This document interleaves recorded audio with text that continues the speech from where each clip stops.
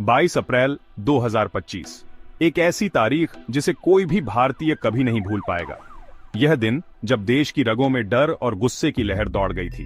यह तारीख जम्मू कश्मीर के इतिहास में एक काले दिन के रूप में दर्ज हो गई। घाटी की फिजाओं में मातम छा गया और हर चेहरा खौफ से सना हुआ था। प्रकृति की गोद में बसा पहलगाम, जो अपनी खूबसूरती के लिए दुनिया भर में मशहूर है, उस दिन आतंक की आग में जल उठा।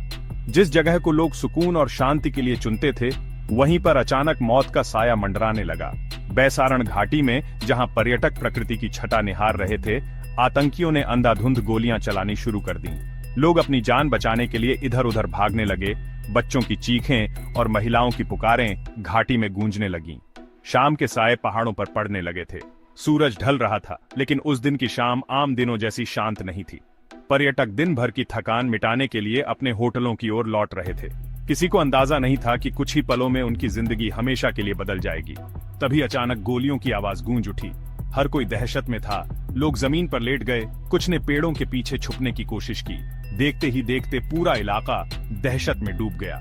सैलानियों की भीड़ अब चीख पुकार और भगदड़ में बदल चुकी थी।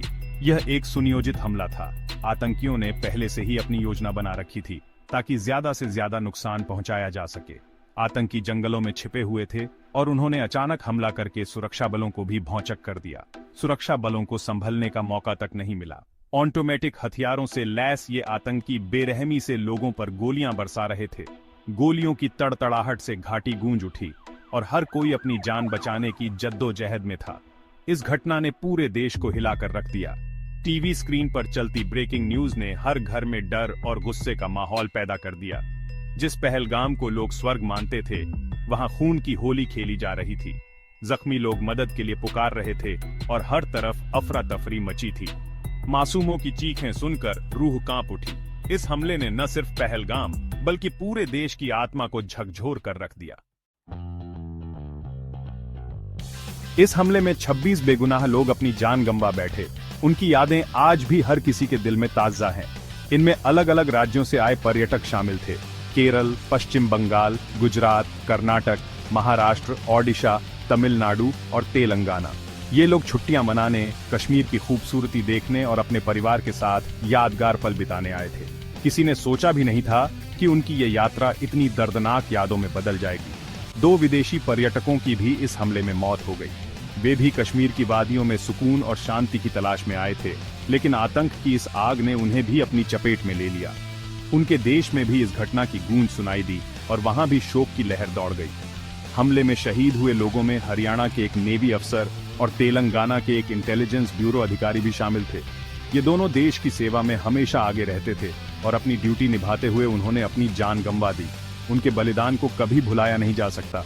जो लोग इस हमले में बच गए, वो जिंदगी भर के लिए गहरे जख्म लेकर जीने को मजबूर हो गए। उनके शरीर पर लगे घाव तो शायद भर गए, लेकिन दिल और दिमाग पर लगे जख्म ताजा हैं। कई लोग उस दिन की चीखें और गोलियों की आवाजें नहीं भूल पाए हैं। कई लोगों ने अपने अपनों को इस हमले में खो दिया। किसी ने अपना बेटा खोया, किसी ने बहन, किसी ने माँ बाप। इन परिवारों की खुशियां एक पल में उजड़ गईं। आज भी उनकी आंखों में अपने प्रियजनों की यादें और दर्द साफ झलकता है। डर और दहशत का ऐसा मंजर शायद ही पहले कभी देखा गया होगा।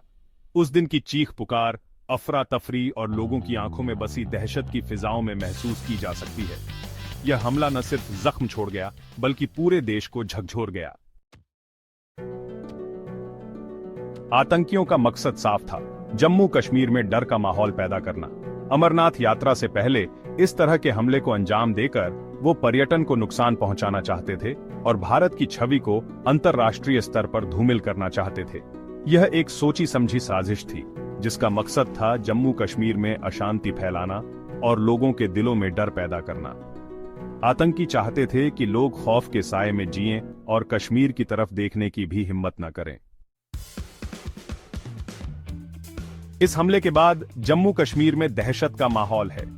पर्यटन उद्योग, जो पहले से ही कई चुनौतियों का सामना कर रहा था, इस हमले से पूरी तरह से टूट गया है।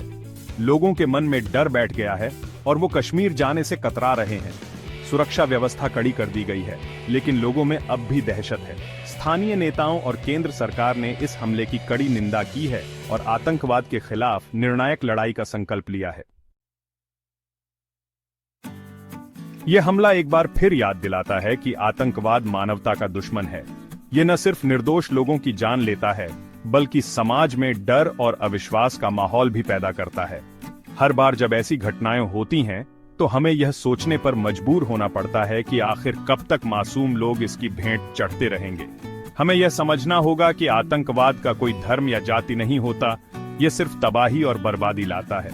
हमें आतंकवाद के खिलाफ एकजुट होकर लड़ने की जरूरत है। समाज के हर वर्ग को, चाहे वह किसी भी धर्म या समुदाय से हो, एक साथ आकर इस बुराई का सामना करना होगा।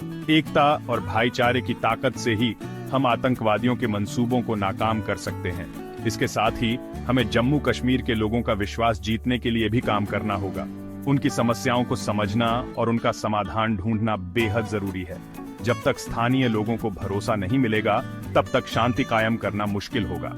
हमें कश्मीरी युवाओं को मुख्य धारा से जोड़ना होगा, ताकि वे अपने भविष्य को लेकर आश्वस्त महसूस करें। शिक्षा, प्रशिक्षण और सही मार्गदर्शन से ही वे समाज में सकारात्मक भूमिका निभा सकते हैं और उन्हें रोजगार के अवसर मुहैया कराने होंगे। जब युवाओं के पास रोजगार होगा, तो वे भटकाव से बचेंगे और समाज के विकास में योगदान देंगे।